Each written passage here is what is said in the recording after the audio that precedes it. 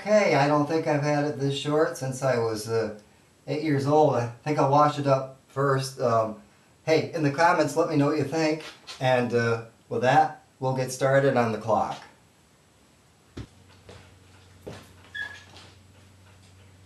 Hey, that was actually kind of fun.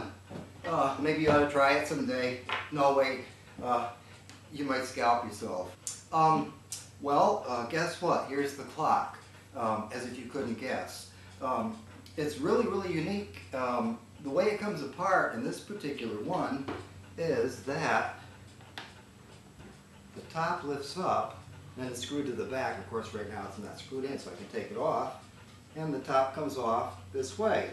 And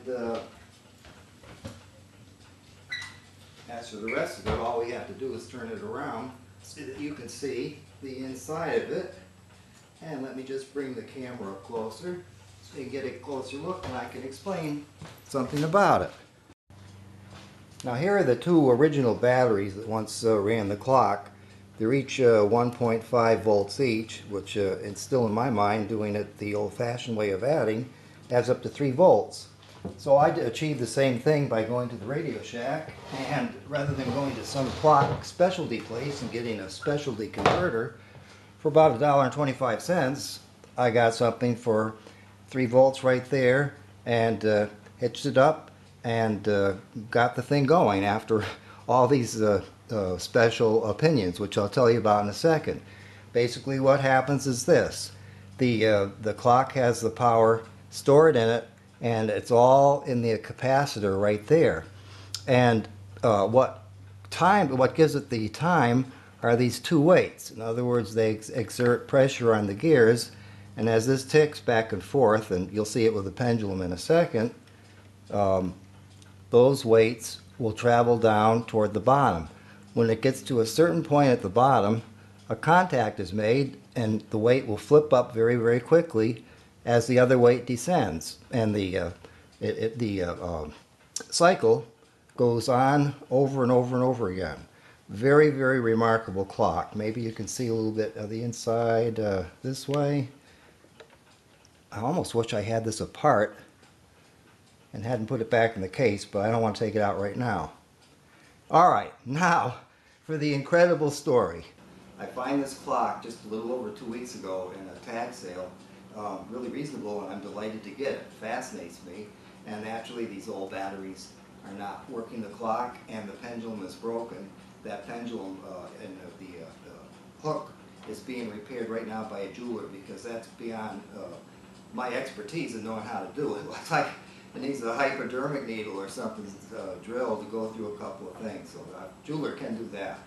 All right, first I approach an electrician. Got to remember, by then I have the works out and the face is connected to it. And he puts it in his hand, and this is a professional electrician. And he says to me, he says, "What's this?" I said, "Well, that's a clock." He's going, "A clock?" I said, "Yeah, a clock." "Oh, I never saw one like this." I said, "I never did either." I said, "That's what I was wondering." I said, "You would know all about electricity because you're contracting and building houses and everything." "I know all about electricity." "Yeah, okay."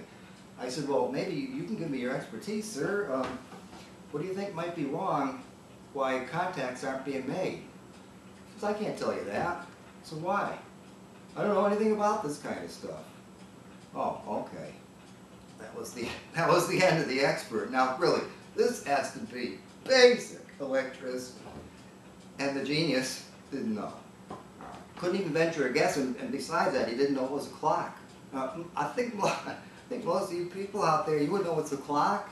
If you see two hands and the numbers around a face, it's a clock. At least last I knew it was. All right, so then I've taken it to a few other places. Ace Hardware, they try to be helpful, and I set up a little something that they suggested might work, and it said it was my idea too, but it shorted the batteries. They heated up quickly, and I disconnected it fast before they blew up. All right, so I can't figure it out. I've tested all the wires in it, they're tight. So I look in the phone book and I find a place in the area that is known nationally I mean, this is the mecca of places to send your timepieces to be done by the experts that know. Oh good, I'm going to run it over there. It's about an hour from here. So I want to know, and hopefully I can get it going, because I think it's cool. And I bring it in there, and the guy looks at it and says, what's this? Another one, the clock expert. Almost 50 years they've been there. What's this? I said, that is an 1899 early electric clock by the American Clock Company that's supposed to get a spark from batteries. Oh yeah, I've never seen one like that. I said, well, I hardly have ever seen them either. That's why I brought it here. I said, maybe you can figure out why it's not working. He said, it's got to be the coil. He said, that's what goes on those things. I'm thinking, oh no. He says, but I tell you what, you can get it tested. He says, go down the street, and he told me just where this appliance store where this guy is the second genius, the second coming of Einstein. Bring it in there. He says, they'll tell you, then bring it back to me. I can probably help you. So I brought it back. I brought it to the electrical place. The woman gave it to her husband in the back room. He's going to test it with sophisticated gadgetry. And she brought it back. She says, my husband says everything is fine. I said, oh good. I'll bring it back to the clock shop. I bring it back to the clock shop, and I said, everything is fine. He says, good. I'm thinking he can fix it. He says, well, he says, I know one person I can send it to for the coils. I said, the coils? He says, yeah, you don't understand. And I said, no, I don't understand. God, I don't understand people at all anymore, do you? He says, you don't understand. He says, when they get to be this old, you have to have the coils rewrapped or something. I said, you do? Oh yeah. He says, because you want this to go for at least another 100 years. Don't you, hey, don't you always like it when people tell you what you want when you didn't want it to begin with? But he told me I wanted it to go for another 100 years. So I just said, well, where is this stuff done? Because I wasn't believing this. I figured he was copping out. He goes, well, it's pretty costly. He says, there's one man in the whole country, the last one left. It's like the last of the Mohegans. It's in Chicago, and he charges. I said, well, yeah, most people do charge, you know, when they take on a job. I mean, you know. Well, how much would he cost? I'm just curious. He says, well, probably around $300 to $500. I said, okay, that's fine. I won't do it.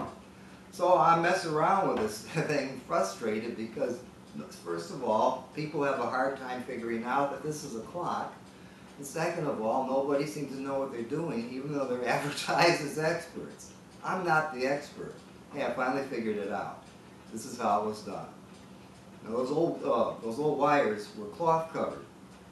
And even though I pulled on the wires in the movement, and I understand clockwork movements, and this does run by weights, I can understand that, and I had that part working, I don't understand electricity.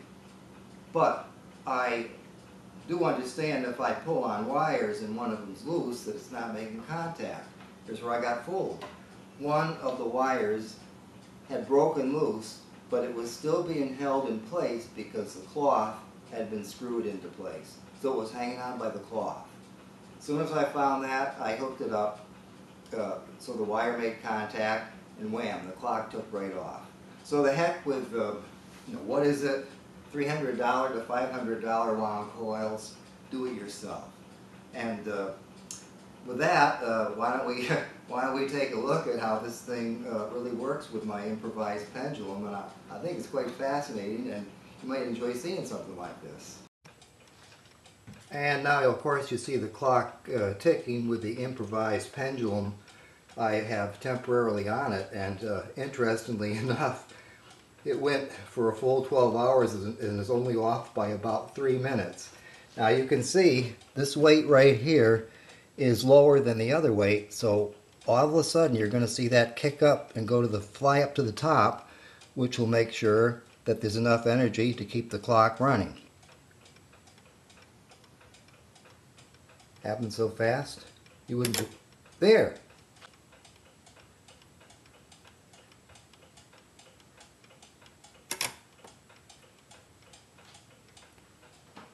Hey, weren't those people back then in 1899 absolutely brilliant to think of such a thing?